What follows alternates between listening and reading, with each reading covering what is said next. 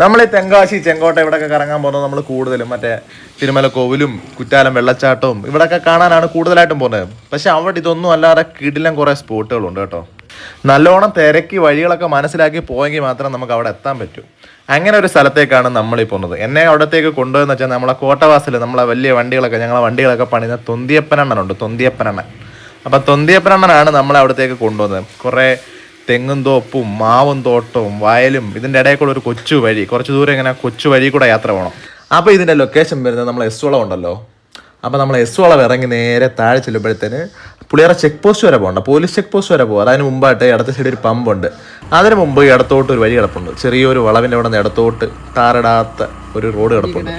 ആ വഴി കുറച്ച് അങ്ങോട്ട് ചെല്ലുമ്പോഴാണ് ഈ കാടും മേടും എല്ലാം കടന്നിറഞ്ഞ അതിസുന്ദരമായ കിടില ഒരു ചെറിയ ഡാം ഉള്ളത്.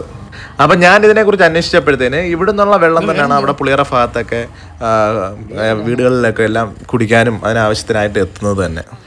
ഡാം അങ്ങനെ ഭയങ്കര ഡാമൊന്നുമില്ല, പക്ഷെ അതിൻ്റെ ചുറ്റിനുമുള്ള വ്യൂസ് ഉണ്ടല്ലോ, അതാണ് കിടിലം. ചുറ്റിനും കാട്, ഫുള്ള് കാട് ഇങ്ങനെ നിറയെ. ഫോണിൽ കൂടെ കാണുന്നതല്ല, നേരിട്ട് ചെല്ലുമ്പോൾ നമുക്ക് മനസ്സിലാവും. പക്ഷേ ഉച്ച സമയത്തൊക്കെ ചെന്നാൽ പെരുവയില്ല കേട്ടോ. അങ്ങോട്ട് കുറേ വീടുകളൊക്കെ ഉണ്ട്, ഈ വഴി അങ്ങോട്ട് പോകുന്നിടത്ത് കുറേ വീടുകളൊക്കെ ഉണ്ടെന്നാണ് നമ്മളിവിടെ വന്ന ചേട്ടൻ പറഞ്ഞത്.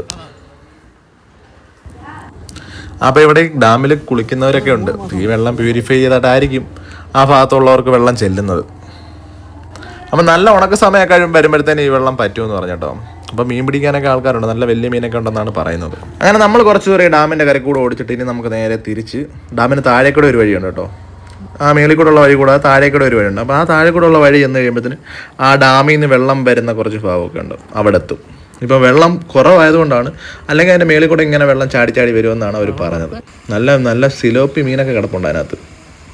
ചെറിയ നമ്മൾ കാലും കൈ കഴിയുന്ന രീതിയിലുള്ള വെള്ളം കിടക്കുന്നിടത്ത് തന്നെ നല്ല വലിയ മീനുകളാണ് കിടക്കുന്നത്. അപ്പോൾ ഡാമിനകത്ത് നല്ല കിടിലൻ മീനുകളെ കാണും.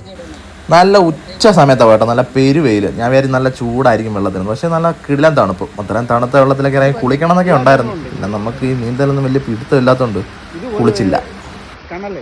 അങ്ങനെ അധികം ആളുകളൊന്നും ചെല്ലാത്തതുകൊണ്ടാന്ന് തോന്നുന്നു. അത്യാവശ്യം വൃത്തിയൊക്കെ ഉണ്ട് കേട്ടോ. അപ്പോൾ നമ്മുടെ വീഡിയോ ഇഷ്ടപ്പെട്ട എല്ലാവരും ഒന്ന് ലൈക്ക് ചെയ്തേക്കണം. അപ്പോൾ സ്ഥലമൊക്കെ ഞാൻ പറഞ്ഞു തന്നല്ലോ.